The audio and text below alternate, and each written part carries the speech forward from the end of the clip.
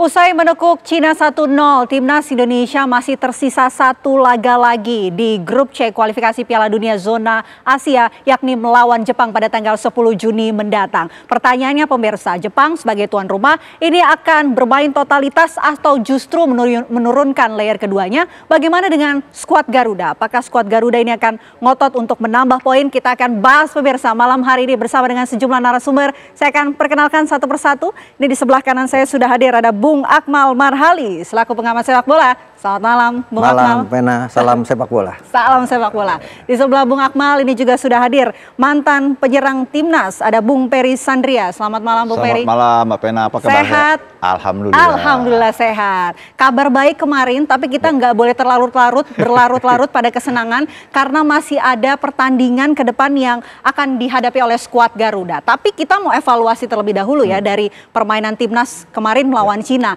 Evaluasi apa yang bisa menjadi catatan penting, Bung Akmal? Dan adakah mungkin pemain-pemain yang menonjol dalam permainan melawan Cina kemarin?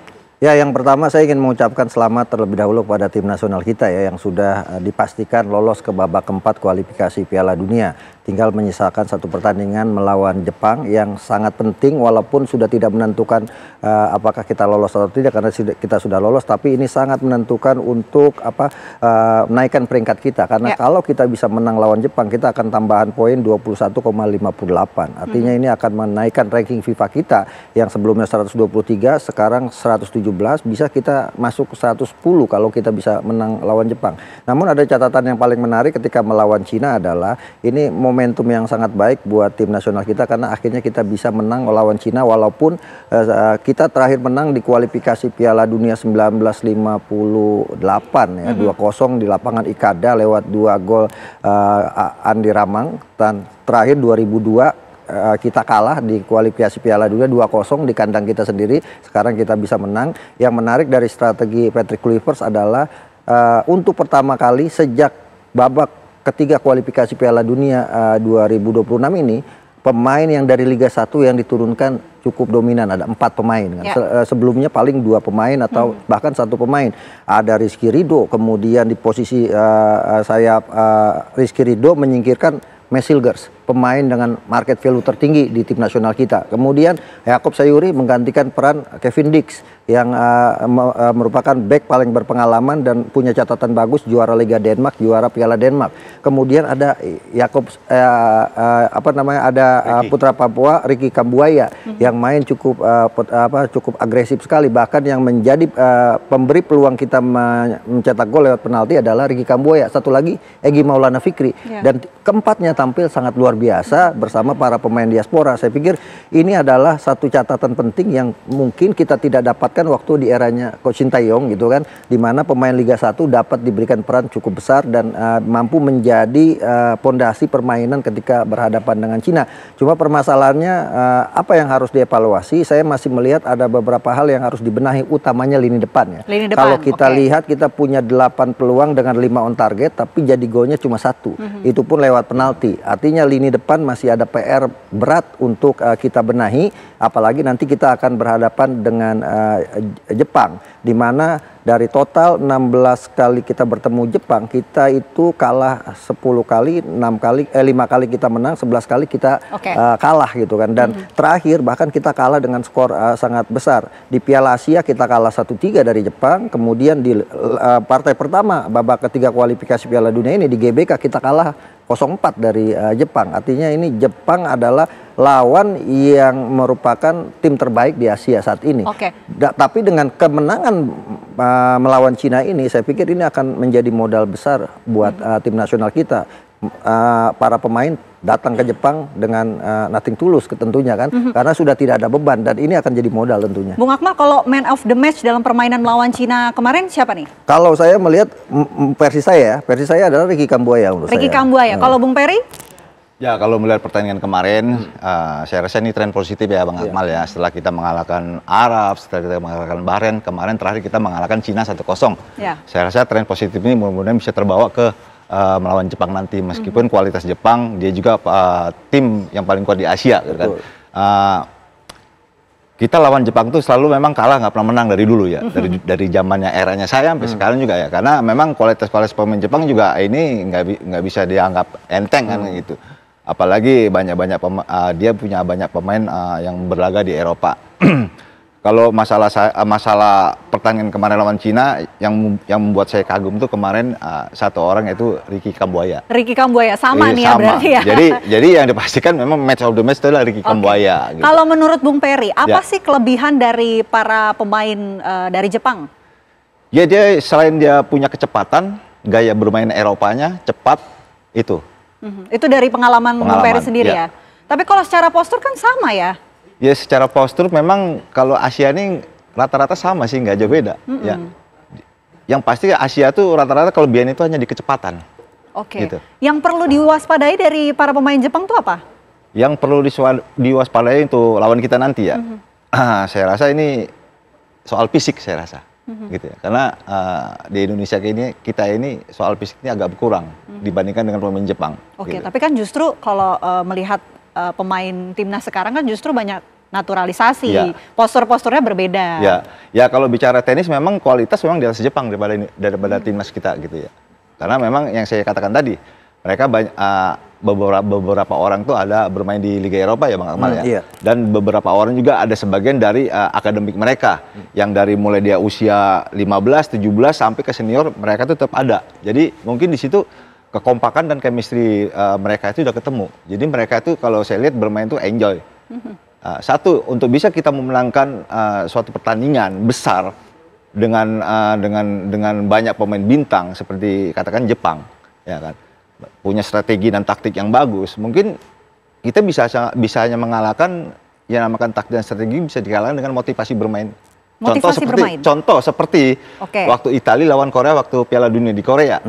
Korea itu tidak punya taktik dan strategi nggak bagus.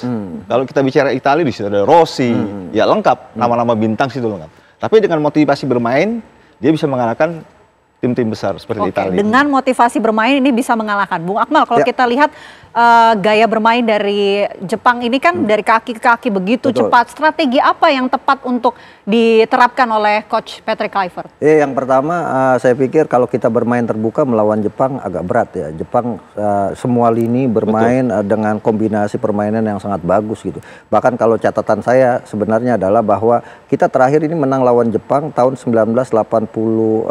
Bukan 72 ya, 84. Bukan, 84. Ketika kita uji coba melawan Jepang. Ketika Jepang dulu masih belajar sepak bola istilahnya, bahkan dulu banyak belajar dari sebelum J-League digulirkan, bahkan Jepang belajar dari Galatama kita untuk kemudian mereka membangun J-League yang sekarang menjadi yang terbaik di Asia ya. Dan ini yang kemudian menurut kita Jepang akselerasi sangat luar biasa. Kita yang tadinya tempat belajar Jepang kita agak ketinggalan di sini. Namun demikian menurut saya tidak ada yang tidak mungkin di sepak bola, walaupun Jepang terakhir kali mereka kalah kemarin mereka kalah dari Australia kan 1-0. Padahal 12 laga sebelumnya mereka tidak terkalahkan. 2 kali imbang, sisanya mereka menang. Terakhir mereka kalah 0-1 dari Iran di Piala Asia. Artinya Jepang ini adalah salah satu tim yang sangat kuat sekali. Namun demikian kita diuntungkan satu hal, bahwa Jepang di 2 pertandingan terakhir tidak menurunkan pemain terbaiknya. Minamino tidak ikut, kemudian Mitoma tidak ikut. Bahkan dari 7 gol yang diciptakan Jepang berhadapan dengan Indonesia, 3-1 mereka menang di Piala Asia, sampai kemudian mereka menang 4-0 kemarin di GBK di putaran pertama, semuanya tidak ikut di pertandingan ini. Ueda, striker mereka yang cetak 2 gol ketika mereka menang 3-1 melawan kita di Piala Asia, tidak dibawa. Kemudian Sugawara, back mereka yang mencetak 1 gol di GBK tidak dibawa. Mitoma yang mencetak 1 gol ke gawang Indonesia juga tidak dibawa. Termasuk adalah Minota yang juga mencetak 1 gol di GBK juga tidak disertakan. Yang ikut dan satu-satunya pemain yang mencetak gol yang akan ikut bertanding di pertandingan ini hanya Justin Hubner. Justin Hubner 2 kali bunuh diri ketika berhadapan dengan Jepang.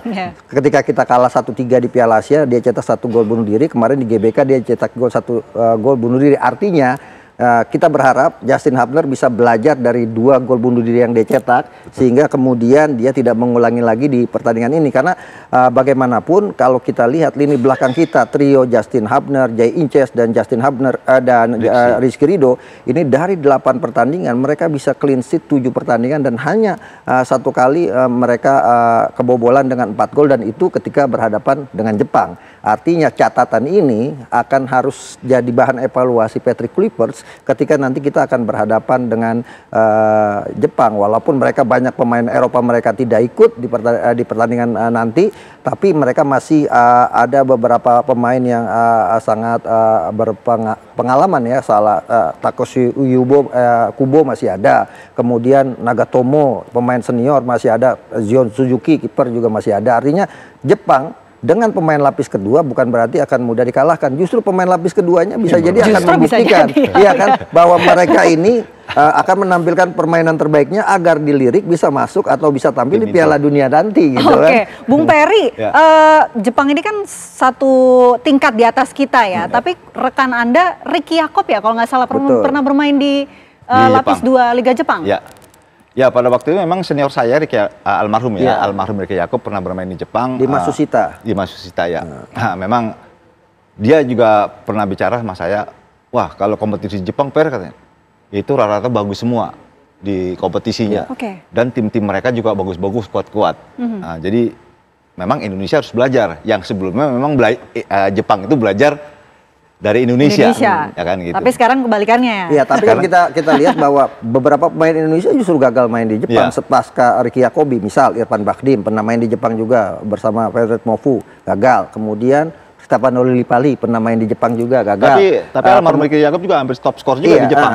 Kemudian ada lagi yang Pratama Arhan di Jepang juga tidak berkembang. Terakhir ya Justin Hubner yang akhirnya memilih di Cerezo Osaka, yang akhirnya memilih kembali ke klubnya karena hanya dianggap jadi bahan untuk promosi klubnya. Tidak berkembang juga dan tidak berkembang. Terakhir yang main di sana adalah Sandy Walsh, tapi Sandy Walsh kan tidak dibawa di pertandingan ini karena cedera. Artinya bahwa kelas dari Jepang masih belum membuat pemain Indonesia bisa masuk, termasuk pemain diasporanya kan. Justin Hubner diaspora, kemudian Lillipali juga sebenarnya diaspora juga gitu kan. Baik, tentu juga kita akan lihat ya bagaimana peluang timnas Indonesia selain pertandingan melawan Jepang lagi nanti akan ada peluang di babak kualifikasi keempat nanti. Kita akan bahas nanti usai jeda. Apa kabar Indonesia malam akan kembali untuk Anda. Sesaat lagi tetaplah bersama kami.